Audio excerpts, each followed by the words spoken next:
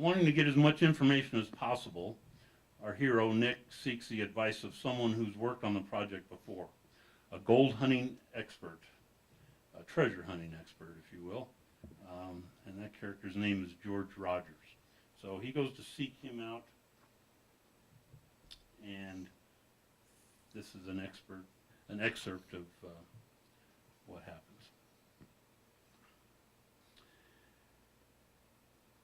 And this is George talking. Well, in treasure hunting, location can mean everything, and that's what my instrument does.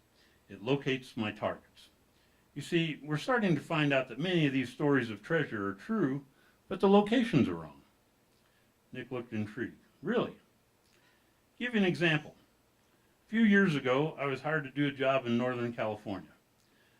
Now, the story goes that 2 strong boxes full of gold were stolen by some bandits off a Wells Fargo stagecoach.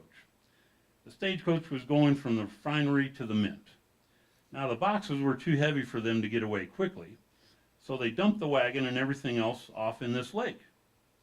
They were going to come back and get it later. Then they rode off on the horses that were pulling the wagon. Well, the sheriff caught up with them and told them, "If you tell us where the gold is, we won't hang you." Jim was getting more engaged in the story. Yeah? So, George continued, the bandits told them where they hid it, in this lake, and they hung him anyway. George looked at both of them with a straight face and said, "That's fair, isn't it?" Nick and Jim looked at each other astonished, nodded their heads. They looked back at George, who was now smiling. Typical treasure story. Somebody's wife had a cousin who knew somebody. They had all kinds of maps too, but couldn't find it. Then they wanted me to come back again. So I told them, before I take your money, I want to search some other areas around here. We eventually found their treasure. It was in a lake about 6 miles away. But it makes good sense. They probably figured they were going to hang him anyway, so good luck. Jim shook his head in amazement. Wow. That was the second one. And one we found a while back was 9 miles away.